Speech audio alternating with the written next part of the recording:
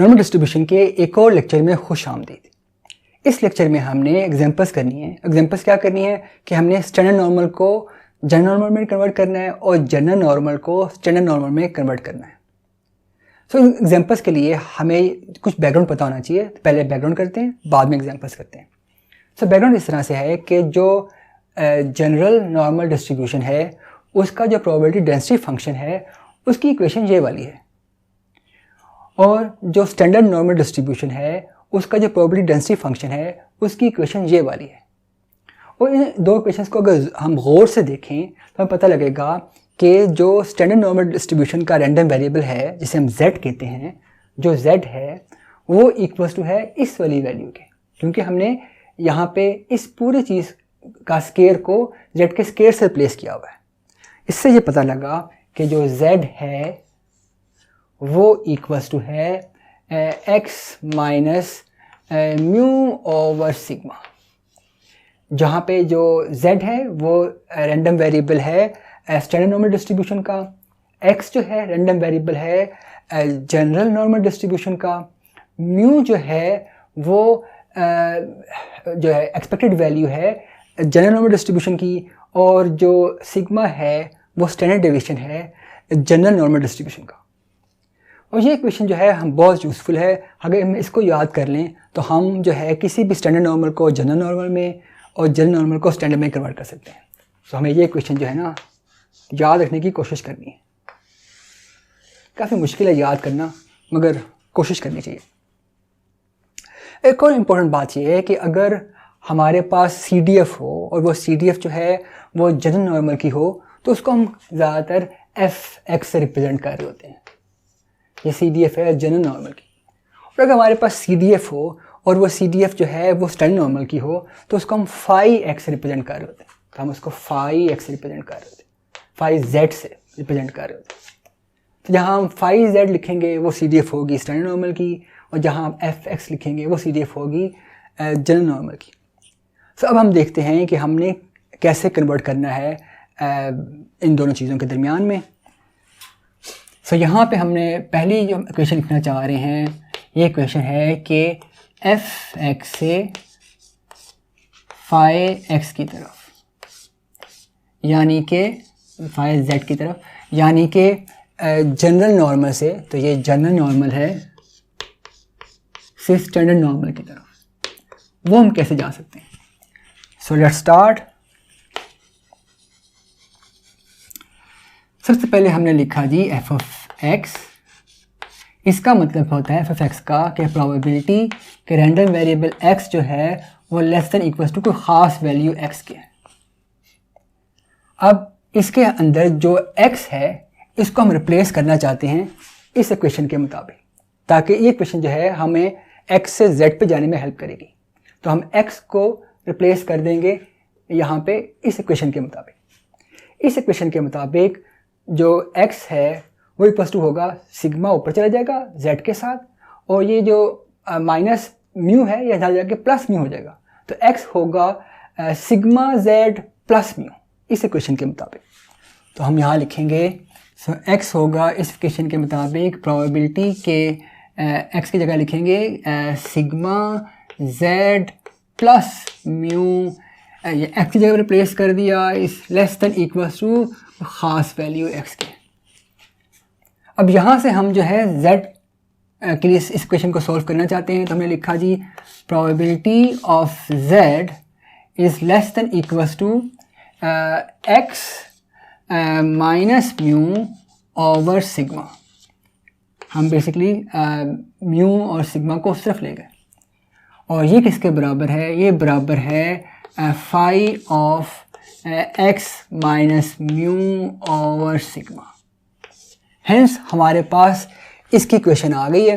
वो इक्वेशन क्या है कि जी f ऑफ जो x है वो इक्वल्स टू है phi of x minus mu over sigma. So ये हमारे पास पहली इक्वेशन आ गई है जो हमने अपनी एग्जांपल्स के अंदर एग्जांपल्स को सॉल्व करने के लिए यूज़ करनी है। दूसरी क्वेश्चन हमने क्या करनी है कि हमने स्टैंडर्ड नॉर्मल से शुरू करना है दूसरी क्वेश्चन के लिए, और स्टैंडर्ड नॉर्मल से हमने जाना है जनरल नॉर्मल की तरफ। सो हम इस केस में शुरू करते हैं स्टैंडर्ड नॉर्मल से, और फाई ऑफ z, इसका मतलब है कि प्रोबेबिलिटी कि z जो है वो लेस देन इक्वल्स टू है कोई ख़ास वैल्यू z के। ये z यहाँ पे ये रैंडम वेरिएबल है और ये रैंडम वेरिएबल की ख़ास वैल्यू है। और यहाँ पे फिर जो z है, हम क्योंकि z हम जाना चाहते हैं f ऑफ x की तरफ, तो हमने z को रिप्लेस करना है इस मैजिक इक्वेशन से। और ये मैजिक इक्वेशन के मुताबिक जो z है वो किसके बराबर होगा कि जी इक्वल्स टू प्रोबेबिलिटी, और यहाँ पे है z जो है वो बराबर है x minus mu over sigma is less than equals to ख़ास value of random variable z की। फिर हमने इस इक्वेशन को सॉल्व किया x के लिए, तो हमारे पास आया प्रोबेबिलिटी कि x जो है वो लेस देन इक्वल्स टू है सिग्मा z प्लस म्यू, और ये किसके बराबर है, ये बराबर है f of sigma z plus mu के। तो इससे पता लगा कि जो फाई ऑफ z है, यानी कि जो CDF है स्टैंडर्ड नॉर्मल डिस्ट्रीब्यूशन का, वो इक्वल्स टू होता है CDF of normal general normal distribution का with value sigma z plus mu. तो ये हमारे पास दूसरी इक्वेशन आ गई है जो हम अपनी एग्जांपल्स के अंदर इस्तेमाल करेंगे। सो अब हम अपनी एग्जांपल्स के लिए तैयार हैं। तो अब पहली एग्जांपल करते हैं। एग्जांपल नंबर 1 में हमारे पास एक जनरल नॉर्मल डिस्ट्रीब्यूशन का रैंडम वेरिएबल x गिवन है with mean 5 and variance 4। तो ये हमारे पास मीन है और ये हमारे पास जो है ना वेरिएंस है। और हमें इसमें एग्जांपल में 2 सवाल पूछे हैं। एक पहला सवाल ये है कि क्या है जी प्रोबेबिलिटी कि जो x है वो लेस देन इक्वल्स टू 1 हो, इसका क्या आंसर होगा।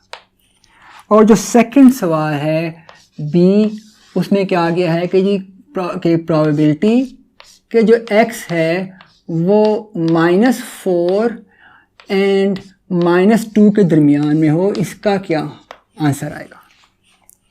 सो इन दोनों सवालों को हम हल करते हैं।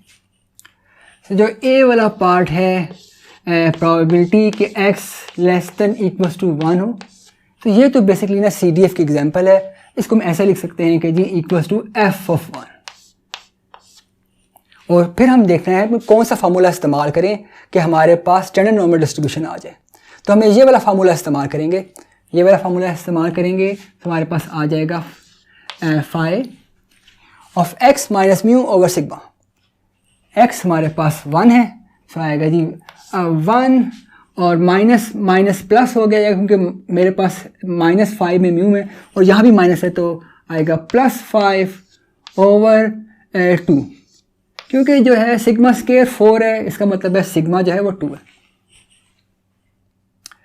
इसका मतलब है कि प्रोबेबिलिटी कि x less than equals to 1 है, ये इक्वल्स टू है 6 ओवर 2 और ये इक्वल्स टू है 3।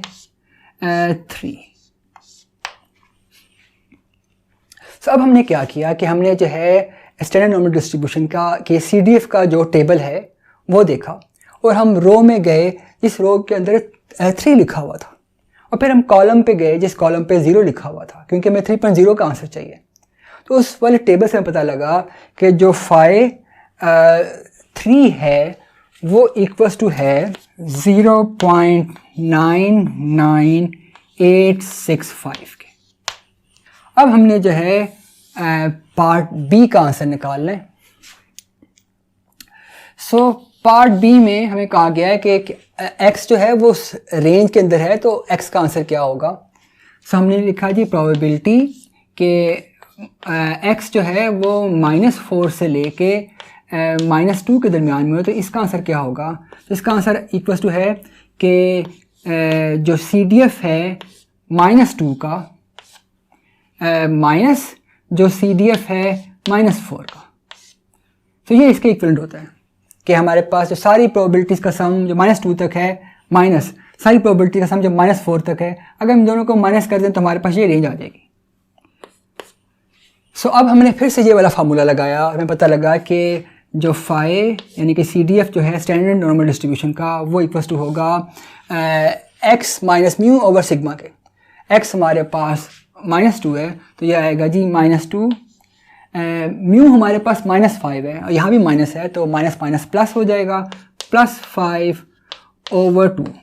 सिग्मा हमारे पास 2 है, वहाँ पे सिग्मा स्क्वायर लिखा है 4 माइनस, इसी तरह से ये जो सेकंड है ये है जी फाई -4 + 5 ओवर 2, और जो है इसका आंसर आएगा कि जी phi 3 over 2 which is 1.5 minus phi 1 over 2 which is 0.5।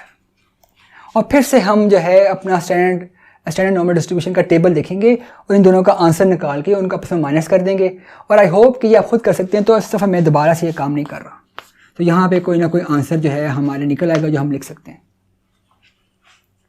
अब हम अपनी सेकंड एग्जांपल करते हैं जिसके अंदर हमें स्टैंडर्ड नॉर्मल से जनरल नॉर्मल के अंदर चीज़ों को कन्वर्ट करना है। जो सेकंड एग्जांपल है इसमें हमारे पास एक स्टैंडर्ड नॉर्मल डिस्ट्रीब्यूशन का रैंडम वेरिएबल z गिवन है और हमें एक इक्वेशन लिखी गई है कि प्रोबेबिलिटी कि z is less than equal to 1.25, और कहा गया है कि इस इक्वेशन को स्टैंडर्ड नॉर्मल के बजाय जनरल नॉर्मल की फॉर्म में लिखें, वेयर इन जनरल नॉर्मल के अंदर हमने मीन 2 इस्तेमाल करना है और वेरिएंस का 4 इस्तेमाल करना है। So let's do this question solution. So हमारे पास गिवन क्या है, probability z less than equal to 1.25। इसका मतलब है कि हमारे पास CDF दी गई है 1.25 पे, सो हम लिख सकते हैं इसको फाई 1.25। सो हमने कन्वर्ट करना है फाई 1.25 को जनरल नॉर्मल की फॉर्म में, मतलब कि हमने लिखना है कि किसकी इक्वलेंट होगी कि f यहाँ पे क्या आएगा, हमने बस ये बताना है इस सवाल के अंदर। सो हमने इसके लिए जो है ये वाला फार्मूले का इस्तेमाल किया कि f sigma z plus mu. So हमारे पास इस केस में z की वैल्यू ये है, जो हमारे पास म्यू की वैल्यू ये है, और ये हमारे पास सिग्मा स्केयर है। सो हमने इन चीज़ों का इस्तेमाल किया तो हमारे पास आया जी सिग्मा टाइम्स z, सिग्मा की वैल्यू होगी 2 टाइम्स 1.25 प्लस, और म्यू हमारे पास 2 है, और इसको जब हम हल करेंगे तो हमारे पास इसका आंसर आएगा f यानी CDF of general normal form for 4.5। So इस लेक्चर में इतना ही। So it's time to sleep for me. See you later, bye bye.